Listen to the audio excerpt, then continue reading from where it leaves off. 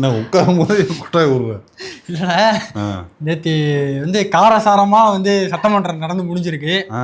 ஒரு பக்கத்துக்கு சார்பாகவே வந்து சபாநாயகர் இருந்த மாதிரி எனக்கு தோணுச்சு. அதுக்கு பார்த்தா சட்டமன்றம் இல்ல, இதுக்கு முன்னாடி நான் அந்த மாதிரி இருந்து பார்த்த மாதிரி எனக்கு ஞாபகம் இல்லை. இல்ல இதுக்கு முடியெல்லாம் அப்படிதான் இருந்தது. அப்படியா? ஆளுங்க முழுக்க 99% ஆளுங்கட்சிக்கு ஆதரவா தான் இருப்பாங்க. ஆனா ஆதரவா இருக்கிறது பிரச்சனைனா, அது எதிர்கட்சியை பேச விடாம ஆதரவா இருக்கிறது தப்பு இல்ல. அப்படியே பண்றாரு. ஆமா, இவர் எதிர்கட்சி பேச ஆரம்பிச்சா நீங்க சுருக்கமா சொல்லுங்க, நீங்க விரிவா சொல்லுங்க, நீங்க சுருக்கமா சொல்லுங்க. என்னன்னா ஆப்போசிட்ல உள்ளவங்க எல்லாம் கொஞ்சம் இதுவா உள்ளவங்க. இந்த சேனல் உங்களுக்கு பிடித்திருந்தால், விருப்பம் இருந்தால் QR கோட் மூலம் ஆதரிக்கலாம். உங்கள் அன்புக்கு மனமார்ந்த நன்றி.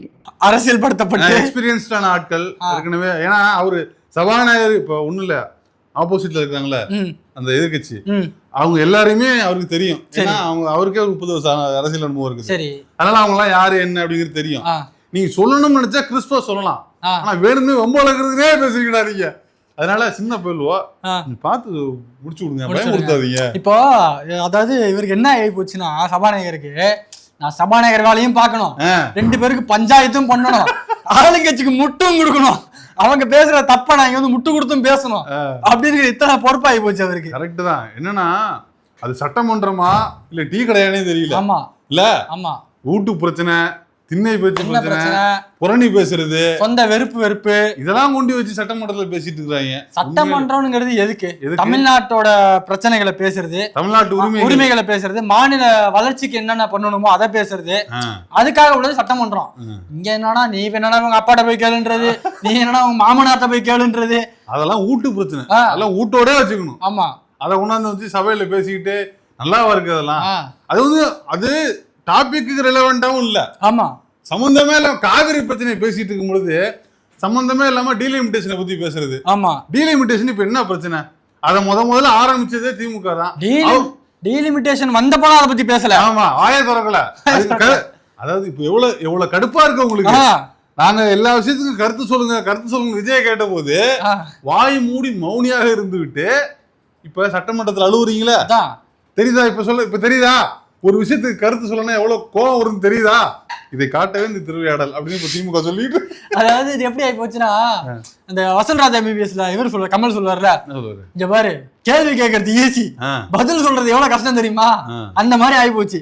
நீங்க பாட்டுக்கு ஈஸியா கேள்வி கேட்டுறீங்க, எவ்வளவு கஷ்டமா இருக்கு வந்து பதில் சொல்றது. அது மட்டும் இல்லாம 40,412 அது என்ன 40,412? அதான் நம்ம மரிய வில்சன் தமிழ் மீடியம் கேள்விப்பட்டிருப்பீங்க. இது மரிய மீடியம். கண்ணா நீ ஒண்ணு தமிழ்ல பேசு, இல்ல இங்கிலீஷ்ல பேசு, இல்ல தங்கிலீஷ்லயாவது பேசி தொலை. நீ என்ன பேசுறது என்ன மொழினே தெரிய மாட்டேங்குது. ரொம்ப இங்கிலீஷ்ல பேசுறாப்லையாமே, விமர்சனம் அதிகமா இருக்குது. அப்படியா? ஆமா, அதிகமா இங்கிலீஷ் பேசுறாப்லையா, ரொம்ப ஒரு விமர்சனத்துக்குள்ளா இருக்குது. ஏன்னா ஏற்கனவே இதே மாதிரிதான் PTR பழனிவேல்ராஜன் பேசிட்டு இருந்தாப்ல. ஆமா, பழனிவேல் தியாகராஜன் அவர் வந்து பேசும்போதுதான் ரொம்ப விமர்சனமாச்சு. ஆமா, படிச்சது வளர்ந்தெல்லாம் அங்க வெளிநாட்டுல அதுவே விமர்சனமாச்சு. பெரிய பீட்டர் இங்கிலீஷ் பேசிட்டு இருக்க, என்ன தமிழ்நாட்டுல வந்து தமிழ் பேசுற அமைச்சரை போடுங்க, இல்லன்னா அமைச்சரை தூக்குங்க அப்படின்னு வந்துருச்சு. அப்ப தமிழ்நாட்டுல இருக்கிற அமைச்சர் இங்கிலீஷ் பேசினா என்ன பண்ணலாம்? அது எவ்வளவு பெரிய குத்தம். பீட்டர் இங்கிலீஷ் பேசிட்டு இருக்க வேண்டியது தப்பா படிக்க வேண்டியது, தப்பா இல்ல. நிதியமைச்சர்டா, எனக்கு என்னன்னே தெரியலடா. இதெல்லாம் பட்ஜெட் வாசிட்டாங்க பாருங்க, இதுக்கு முன்னாடி அந்த வெள்ளை அறிக்கை வாசிட்டாங்க பாருங்க, அப்பயே தெரிஞ்சிருக்கணும். இது புதுசா வாசிக்கிற மாதிரி. இம்சி அரசுல பானில இருந்து வருவாங்க இல்ல, அக்கா மண்புழுவை எடுத்து 1 மணி நேரம் ஊற வைத்து அந்த மாதிரி பேசிட்டு இருக்காரு. அவர் இருக்கிற போஸ்ட் யாரு போஸ்ட் தெரியுமா? நிதி அமைச்சர். ஆமா, அதுல யாரெல்லாம் இருந்தாங்க தெரியுமா? யாரு? PTR பழனி, நாவலர் நெடுஞ்செழியன், அன்பழகன், அப்புறம் வந்து MK ஸ்டாலின் இருந்திருக்காரு. அப்படியா? தெரியல. இருந்திருக்காரா? தெரியல. சொல்லி விடுவோம், காசா பணமா சொல்லி விடுவோம். அப்புறம் வந்து OPS அவர்கள், இந்த மாதிரி ஆட்கள்லாம் இருந்திருக்காங்க. இவர் கூட இருந்தாரு நினைக்கிறேன், யாரு ஜெயக்குமார் கூட இருந்திருக்காருன்னு நினைக்கிறேன். இருந்திருக்காரு. இவ்வளவு பேர். எம்ஜிஆர் இருந்தாரோ? எம்ஜிஆர் முதலமைச்சரா இருந்தாருப்பா. இல்லடா, அங்க டிஎம்கேல இருக்கும்போது நிதி பிரச்சனை வந்துச்சா, நல்லா வெளில பிரிஞ்சு வந்தாருலாம் சொல்லுவாங்க. போய் அவர் வந்து கட்சியில பொருளாளரா இருந்தாரு. ஓகே, நிதி அமைச்சரா அதெல்லாம் இல்ல, அவ்வளவு பெரிய பொசிஷன் கொடுக்க மாட்டாங்க. சரி, எனக்கு தெரியல. ஏன்னா அவர் வந்து ரொம்ப இலகிய மனம் உள்ளவர். எழுதி கொடுத்துருவாரு.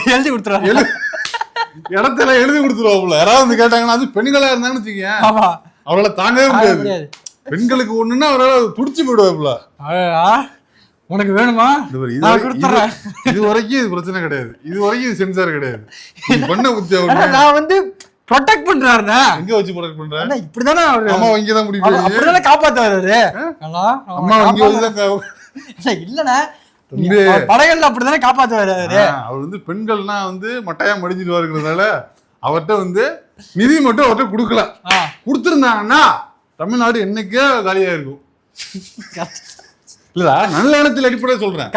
அவர் தாங்க மாட்டாரு, பசியா இருந்தா தாங்க மாட்டாரு, யாராவது அழகா இருந்தா தாங்க மாட்டாரு அவரு. அதனால ரொம்ப ஒரு இது இலகிய மனம் கொண்டவர். அந்த மாதிரிலாம் போஸ்டிங்ல இருந்தவங்க இன்னைக்கு அது வந்து தமிழ் மரியத்துக்கிட்ட மாட்டிக்கிட்டு முடிக்கிட்டு இருக்கு. அதான் உண்மையிலேயே நான் வந்து சில விஷயம்லாம் நான் வந்து கொஞ்சம் இதுவாக பண்ணுவேன். என்னது? இந்த சில விஷயத்துக்குலாம் நான் வந்து அது பெருசா அந்த வார்த்தைக்கெல்லாம் நான் அர்த்தம் பார்க்க மாட்டேன்.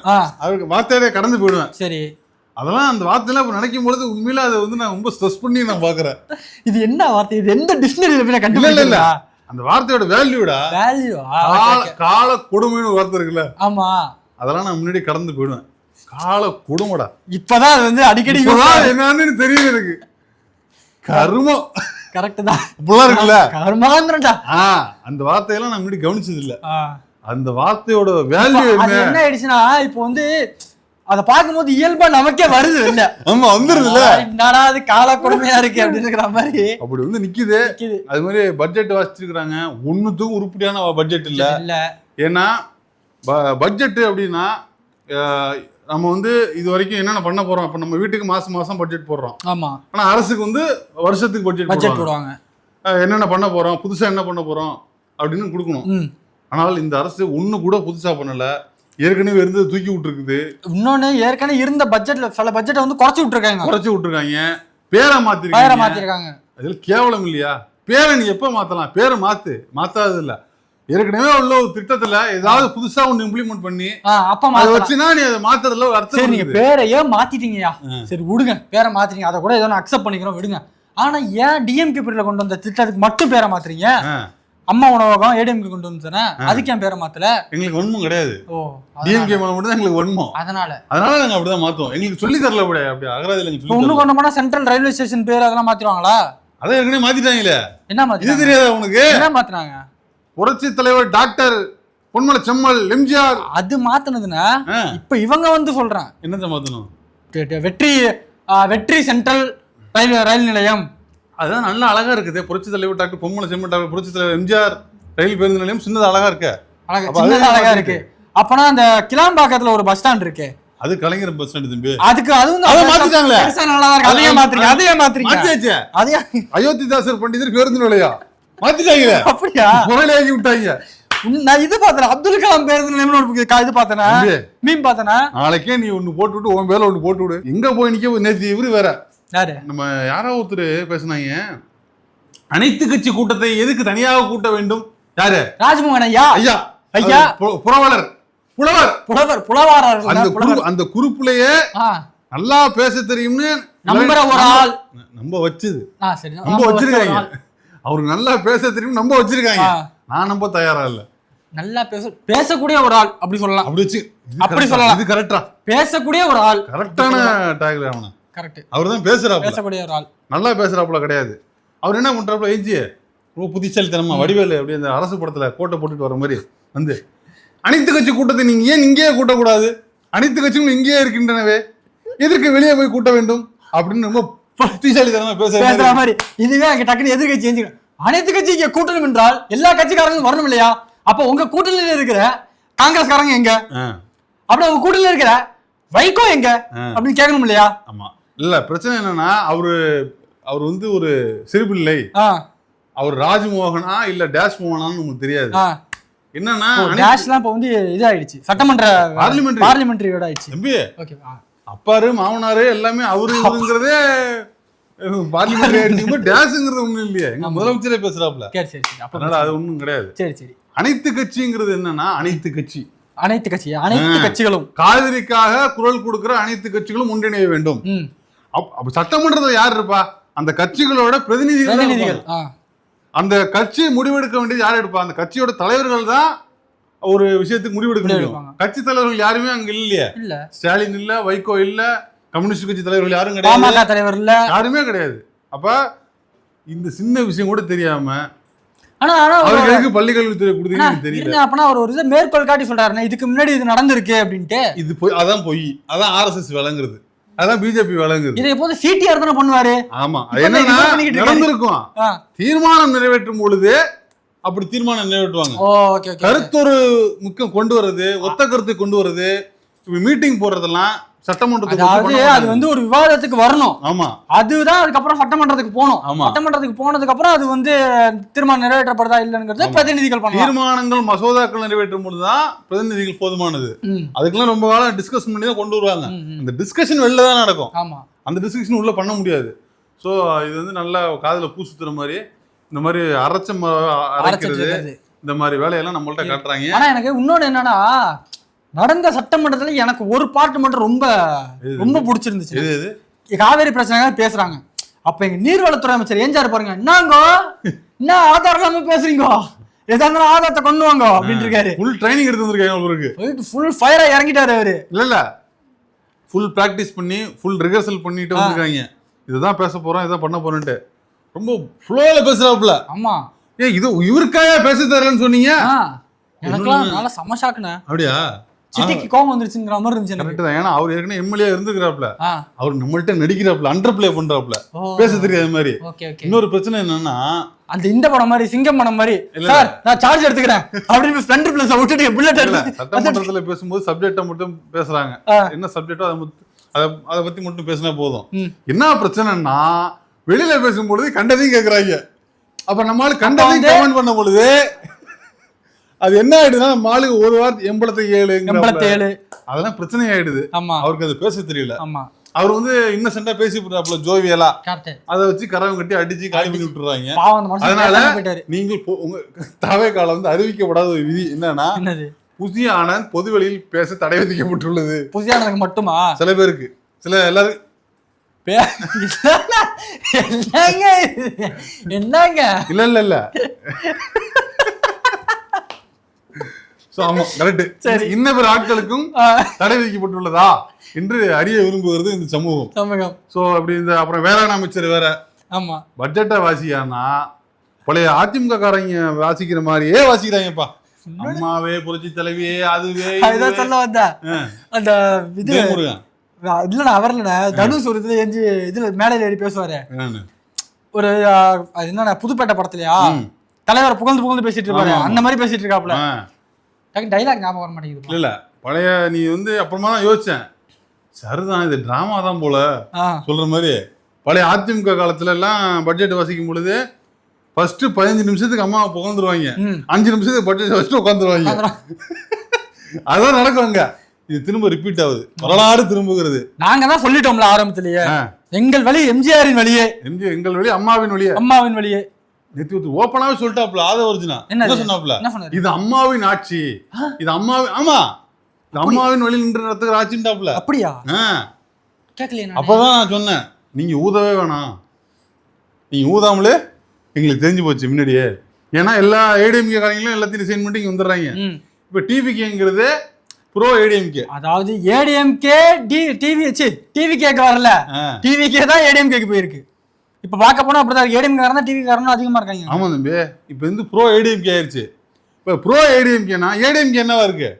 ஏடிஎம்கே பிஜேபி ஆயிடுச்சு. உனக்கு புரியுதா? இப்ப எல்லாம் அப்படியே ஏடிஎம்கேல ஒரு ஆள் மட்டும் பிஜேபி சேர்ந்து என்ன பண்றது? ஏடிஎம்கேல ஒரு ஆளா? ஆமா, எடப்பாடி மட்டும் தானே இருக்காரு. என்ன இருக்காங்கப்பா, அதெல்லாம் 48 இப்ப இருக்கிறாங்க, எல்லாருமே வந்துட்டாங்கல்ல இருக்காங்களா? ஆமா, அது வந்து எமோஷனலா முடிவெடுத்து வீணா போறாங்க திரும்பவும். சரி இப்படியே போகுது. அப்புறம் இந்த பஞ்சாயத்துக்கு நடுவுல அவருக்கு வந்து டைவர்ஸ் கேஸ்லாம் நடந்திருக்குப்பா. ஒரு மனுஷன் மண்டக்குள்ள ஓடிக்கிட்டே இருந்தா இதை கவனிப்பாரா அப்படிங்கிறது, இந்த விவாதத்தை கவனிப்பாரா அந்த விவாதத்தை கவனிப்பாரா? விவகாரம் காவேரி விவகாரம் படிக்கிறதுக்கு காவேரி விவகாரத்துன்னு படிச்சிட்டாரு. இல்ல நம்பல, நீங்க பாருங்க, அந்த மாதிரிதான் அந்த டோன் இருக்கு. நீங்க வந்து அதை மேனிபுலேட் பண்றீங்க. விஜய் மாதிரியே பண்ணக்கூடாது, விஜய் மாதிரியே விஜய்க்கு பண்ணாதீங்க. நாங்க விஜய் பண்றதையே நம்ம வந்து விஜய்க்கு பண்ணக்கூடாது. விவகாரம் அப்படிதான் பேசியிருக்காரா? இல்ல அப்படிலாம் இல்ல. எனக்கு அது என்னன்னா, அங்கேயும் ஒரு கேஸ் நடக்குது, இங்கேயும் கேஸ் நடக்குது. ஒரு மனுஷன் என்னதான் பண்ணுவாப்ல? கரெக்ட் இல்ல போய் என்ன பேசணும், என்ன போய் சொல்லணும், இது என்ன பேசணும், அதாவது பண்ணணும். அதாவது கர்நாடகாவுக்கு போய் நம்ம பேச வேண்டியத இடத்துக்கு வந்து போய் பேசணும்னு ஆசைப்படுறாரு. எதுக்கு போய் பேசணுமோ அதுக்கு வந்து ஆன்லைன்ல அட்டெண்ட் பண்றாரு. இது நான் காலையிலே சொல்லிட்டேன். அதனால இப்ப நான் போட்ட மாதிரி போட்ட அந்த பாயிண்ட் பரவாயில்ல, இங்க ரெஜிஸ்டர்னா சரிதான் உங்களுக்கு. ஆனா இந்த கருத்து வந்து என்னுடைய கருத்து கிடையாது, இவர் தூண்டுதலால் ஏற்பட்ட கருத்து. கேஸ் போடணும்னா இவர் மேல போடுங்க. ஏன்டா என்ன அவ்வளவு பெரிய கருத்தா இது? இல்லன்னா கேஸ் போடுறாங்க. ஏன்டா பயமுறுத்துற? அப்படின்னா எடுத்துருங்க தம்பி நீ தானே எடுத்துரு, தூக்கி வச்சிருக்க. அப்புறம் நேத்தி என்னன்னா, நேத்தி சாயந்தரம் தான் ஒரு ஹாப்பி நியூஸ் வந்துச்சு. என்னது? சங்கீதா அவர்கள் இந்த விவாகரத்து வழக்கை வாபஸ் பெற்றார் அப்படிங்கிறது சங்கீதா குடும்பத்துக்கு விஜய் குடும்பத்துக்கு வேணுமா அது வந்து சந்தோஷமா இருக்கும். அதை வச்சு அரசியல் பண்ண நமக்கு என்ன சந்தோஷம் அதுல இல்லையா? இல்ல அதை வச்சு நம்ம அரசியல் பண்ண கிடையாது. அவங்க மேல இருந்த ஒரே பிளாக் மார்க்கு அந்த விவாகரத்து மேட்டு தான். யார் சொன்னா? ஒரே பிளாக் மார்க்னு முடிக்கிறீங்க? அப்புறம் நிறைய பிளாக் மார்க் இருக்கு. அப்படியா? ஆட்சியில எவ்வளவு குறைகள் இருக்குன்னா இது வந்து வேற ஆட்சி குறைகள் இருக்குல்ல. நம்ம தமிழ்நாட்டுல தப்பிச்சு விட்டார், தமிழ்நாட்டு அம்பி தப்பிச்சு விட்டான். அது வந்து தப்பிச்சாங்களோ இல்லையோ, இதுக்கப்புறம் குடும்பமா நல்லா இருந்தா சரி. எனக்கு ஒன்னே ஒண்ணு நம்பி, மொத்தத்துல குடும்பம் நல்லா இருக்கணும். அவ்வளவுதான், அவங்களுக்கு நல்லா இருக்கணும். நன்றி.